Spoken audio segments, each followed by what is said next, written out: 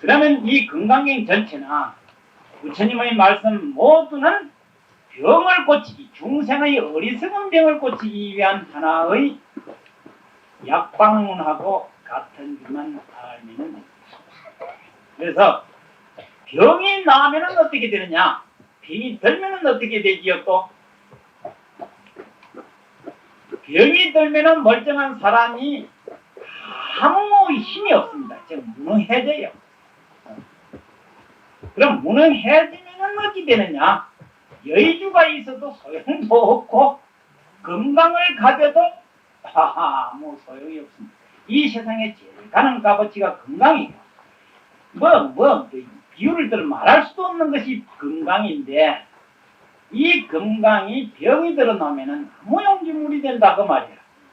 즉 무지몽매해 놓으면은 아무 능력이 없어. 즉 지혜를 얻으면은 부처님과 같이 똑같은 능력을 가지는데 병이 들어놓으면은 아무 능력이 없는 것이 바로 중생이다 이렇게 표현이 됩니다. 자, 이것을 믿어야만이 믿음이다 그 말이에요. 부자다 그 말이에요. 즉 우리는 부처님하고 똑같은 건강, 똑같은 반야를 가졌는데 어째서 부처님과 우리는 이렇게 틀리느냐 하면은 병이 들어서 그렇다. 그 무슨 병이 들었느냐? 어리석은 병이 들어서 그래. 반야경에 딱 말하자면은 무지몽매하다 보니까 아무 능력이 없는 것이 무지랭이 같다 그 말이에요. 그래서 이 병을 고치면은 어떻게 되느냐? 옛때 사람 그 사람이더라. 본래 사람이더라 이 말이에요. 그 본래 사람은 뭐냐? 지혜를 도로 찾은 깨달은 부처님이다. 부처님은 다른 분이 아니고 부처님은 하늘에서 떨어진 사람도 아니고 땅에서 솟아나는 사람도 아니고 조물주도 아니고 아무것도 아니에요. 단지 뭐냐? 무지몽매한 이 업장을 깨트려서 본래 있는 자기 자신을 회복한 사람, 병이 나은 사람이다 이 말이에요. 부처님은 일체 중생 병이 없는 분이다.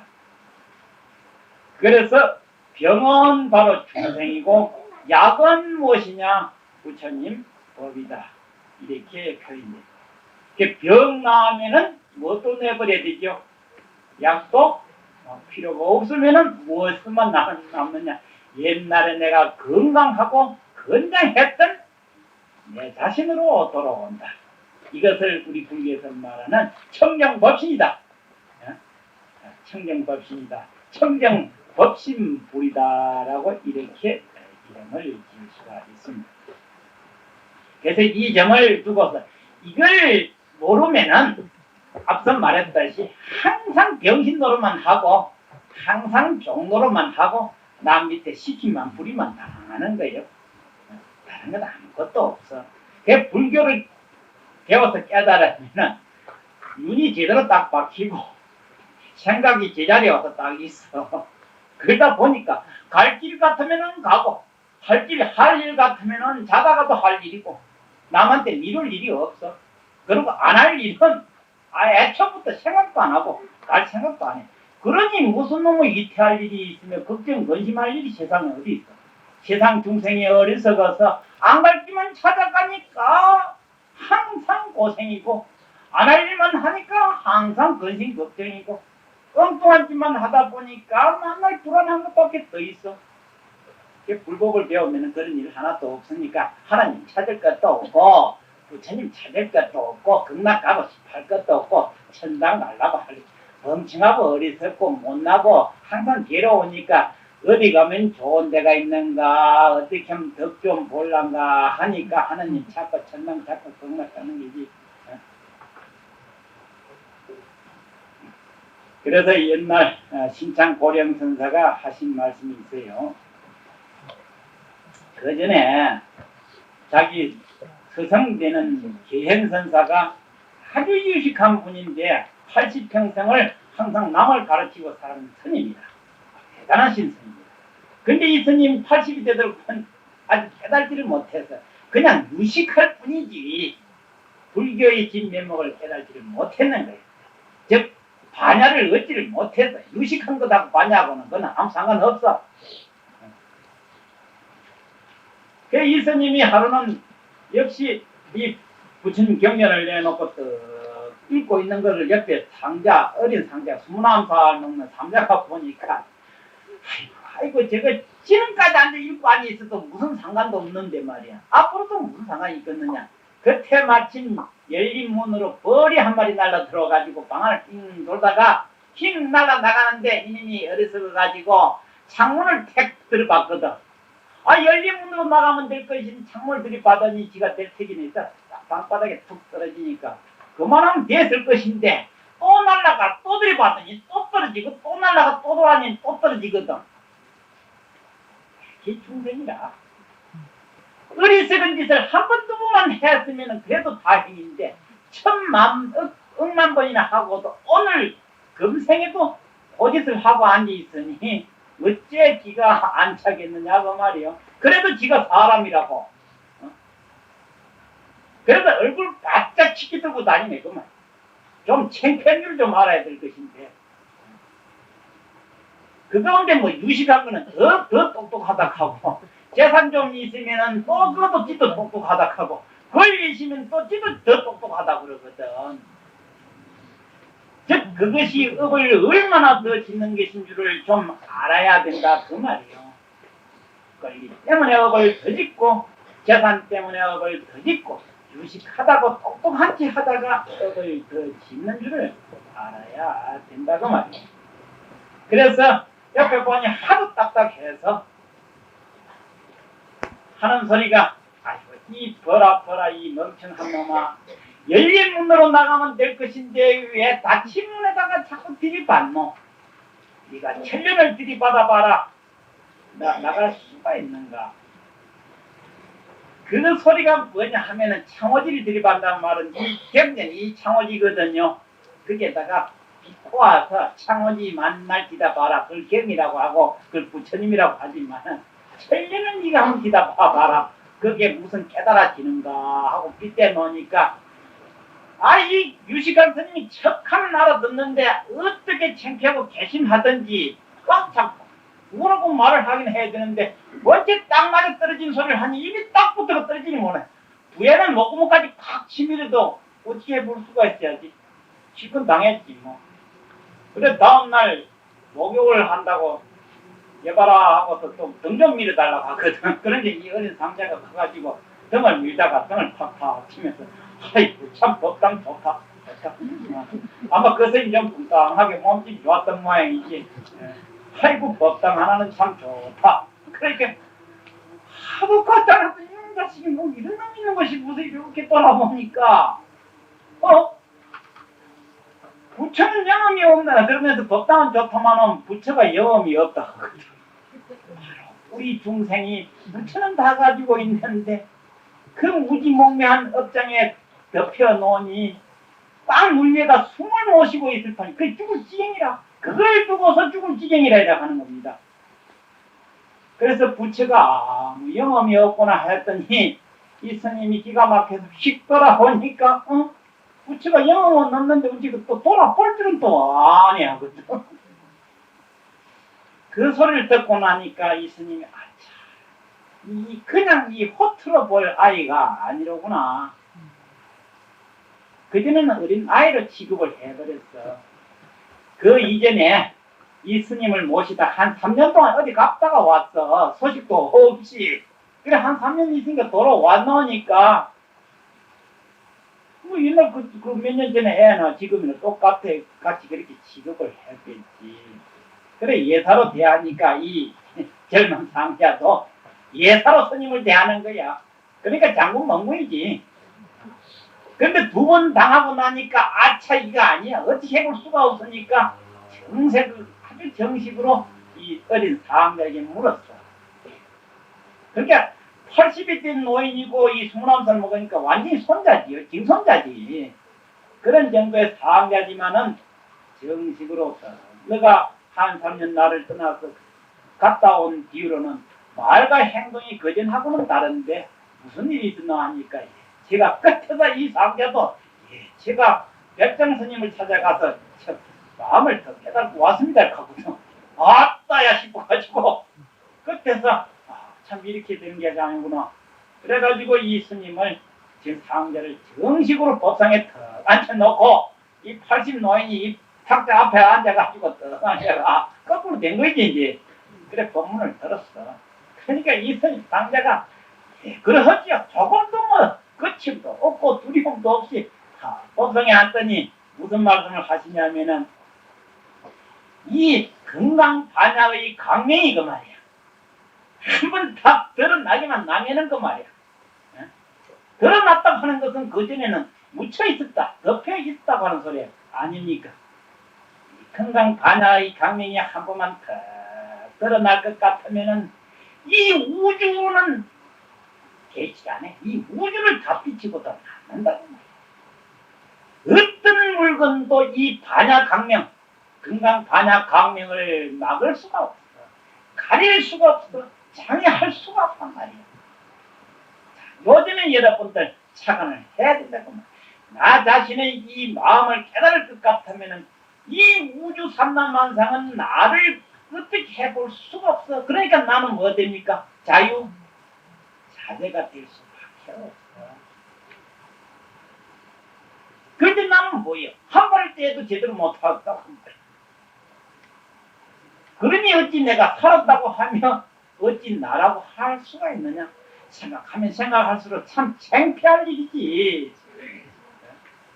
뭐 하나 내 마음대로 되는 것도 하나도 없고 내 마음대로 할 수가 없고 그렇다고 하나 해서 뭐가 어떻게 되는 것도 하나도 없거든. 그러면서도 나는 살았다. 한 뭐 가지고 살았노고 말이야. 그러니 이 반야 강명은 항상 드러나 있기 때문에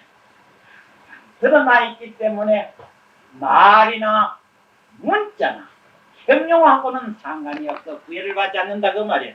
바로 이 은사스님이 평생을 글을 읽고 부처님 경전을 읽고 남을 가르쳤건만은 이 반야강명하고는 상관이 없어. 왜 그렇더냐? 이 바로 반야의 성품은 어떤 것에도 물들리지 않아요. 이 원리를 먼저 아셔야 됩니다. 그런데도 물들지 않으면서도 왜 물드는 이유가 또 있더라 그 말이에요. 이게 참말로 요거는 어떤 데만 알 수 있느냐? 깨달고 보면은 절대로 몰라 안 드는데도 우리 그런 이유를 알 수가 있어. 그것은 쉬운 말로 말하자면은 오늘 이 시간부터서 중생지다 안 하면은 물 안 드는 것이고 중생 노름을 하면은 항상 물 든다라고만 그렇게 보면 돼. 그래서 바로 불법은 바로 중생업을 청산하자고 하는 짓이야. 그러면은 그게 불법이지 불법이 따로 없다 이렇게만 하면 돼. 불법은 따로 있는 걸로 생각하면은 큰 착각이다. 중생 노름만 하면 중생 짓만 안 하면은 그것이 불법이다. 그러니까 불교는 어디든지 있다. 이 세상 천지 그대로 불법인데 중생짓만 하면은 이 세상 천지가 불법이 아니야. 그렇게까지 분명히 알아버리면은 절에 올 것도 없고 안 할 것도 없고 가는 데마다가 절이고 가는 데마다가 지옥이라고 말이야. 중생 노름만 하면은 가는 곳마다가 지옥이고 중생 노름만 안 하면 부처님 시키는 대로만 하면은 가는 곳마다가 절이고 가는 곳마다 부처님을 칭견할 수가 있어. 그러니 여러분들 어디 그 산꼭대기 올라가니라 고생 좀 하지 말고 생각만 바로 가지면은 산꼭대기 아니라 저 천상까지 가도 불교고 생각이 삐뚤어지면은 발만 움직이면 중생이라고 말이야. 생각만 내면은 중생이야.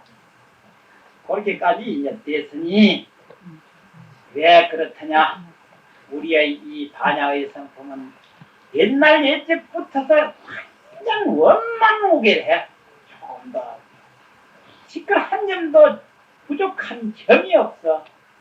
그러니 복 따로 지을 필요가 없고 지혜 따로 구할 필요가 없고 뭐 다른 것 따로 구할 필요가 하나도 없다. 그러니 어떻게 하든지 이 반야의 성품을 어떻게 하든지 이 건강행에서 하신 말씀대로만 하면은 반드시 그것을 회복할 수가 있어. 그러니까 또 구한다고 하면은 좀 말이 틀리고 다시 어떻게 깨달은다 하면 이것도 사실 허물이 됩니다. 왜냐? 있는 것인데 따로 구할 게 뭐 있어? 따로 찾을 게 뭐 있어?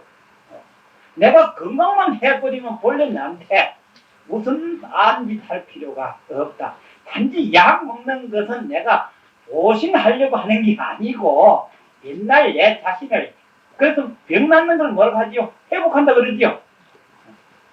그래서 회복이라는 말이 그게 나와요. 그래서 나 자신만 서로 회복만 해버리면 된다. 왜냐? 완전 무게했기 때문에.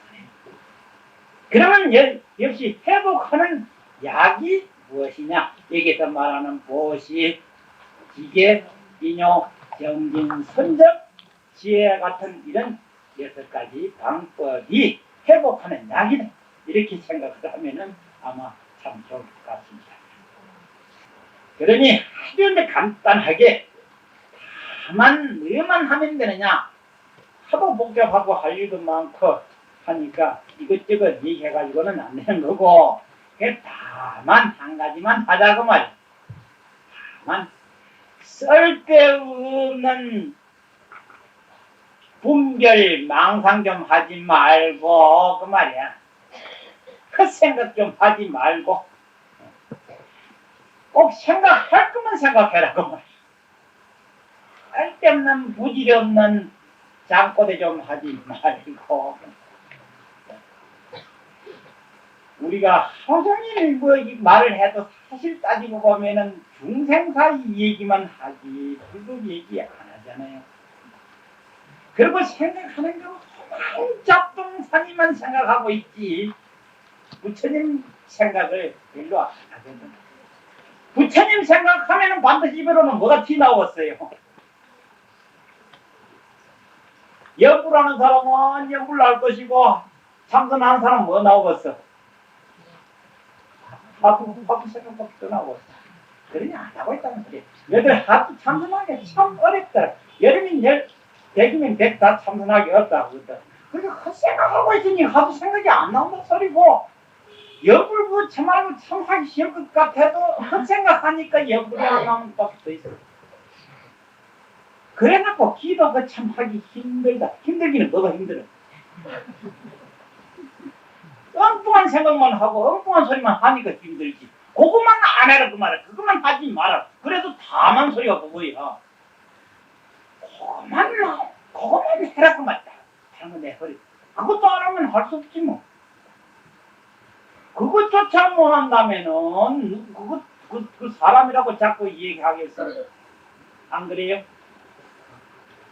더불어 이걸 갖다 두고서는 더불어 말할 상대가 못 된다 이렇게 말했어. 그래서 또 한마디 더 하는 그게 사람이라고 이 얘기가 되냐 이렇게 말하고 있거든.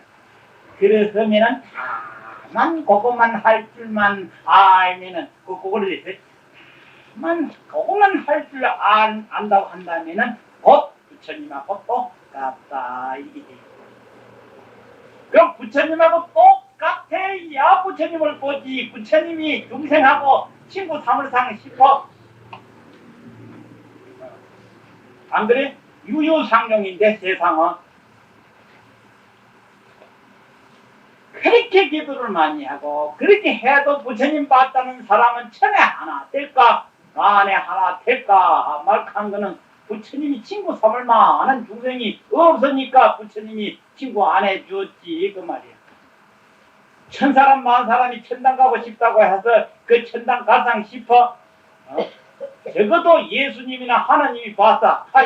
이놈 같으면은 내 친구가 삼을만 하다 천당 데리고 가겠지만은 그들은 안 데리고 가. 그러니까 헛꿈 꾸지 말고 내가 하나님 같이 되고 예수님 같이 되고 내가 부처님 같이 돼야만이 극락도 가고 부처님도 칭행할 수가 있다고 하는 중은 알아야 돼. 이렇게 얘기를 더 하니까 이 스님이 탁 깨달았어. 탁 깨달고 나니까 무지의 껍데기가 탁 깨트려지고 나니까 눈이 비로소 딱 열리니까 그때서 그전에 눈이라고 했던 우리 중생 눈으로 본 이것이 실제로 존재하고 영원한 것 같고 이 가운데서 무엇을 구하면 될 것 같았는데 새로운 눈을 뜨고 보니까 이것은 눈병 난 사람이 본 물건이더라 이 말이야. 여러분들 눈에 병이 나면 어떻게 되지요? 사물을 제대로 판단합니까? 제대로 못 보지요? 우리는 사물을 제대로 못 보는 것이 바로 눈병 난 데다가 비교했듯이 부처님이 말씀하신 이 진리의 세계를 못 보는 자를 중생의 눈이라고 이렇게 이름을 짓습니다. 그러니까 중생이 보고 판단하고 하는 모든 것들은 다 눈병 난 사람하고 같다 이렇게 말하고 이걸 중생이라고 했죠. 산하되지만 그런 것이 아니라 더 학대해서 볼 것 같으면 만상삼라도 똑같더라 이렇게 봅니다. 그러면 더 나아가서는 어느 하나 똑같지 않은 것은 하나도 없다. 이것은 다 중생들의 눈병 난 사람들이 보고 인정하는 책밖에 되지를 않는다. 그러니 앞에서 위에서 자성 반야 얘기를 했지요. 그러니 자성이 항상 원래부터 원만하고 원래부터 청정한 것을 인정을 할 것 같으면 그 말이야. 우리는 이것을 인정을 안 하기 때문에 악업을 짓게 되는 겁니다. 옛날에 속담에 그런 게 있지요. 양반의 주제에 절대로 안 하는 짓은 안 하거든. 왜냐? 양반 체면에 손상이 되니까. 조상의 요구를 지키고 자기 자신의 체면을 깎으니까 양반이 물에 빠져도 체면 때문에 개햄을 안 친답니다. 알겠습니까? 그만큼 우리는 체면을 그렇게 중요시 여기는 국민이야. 자존심이 그렇게 하는 것은 뭐냐? 내 족보를 분명히 아니까 그래. 바로 그러면은 그것은 족보를 분명히 아는데 내 자신의 족보는 뭐냐? 바로 자생이 청년해서 원래 원망 부족해서 조금도 손색이 없고 조금도 모자람이 없고 누구보다도 뒤질 것이 하나도 없는 것을 믿을 줄 아는 게 바로 양반이야. 그게 자존심이고 그것이 채통이다 그 말이야.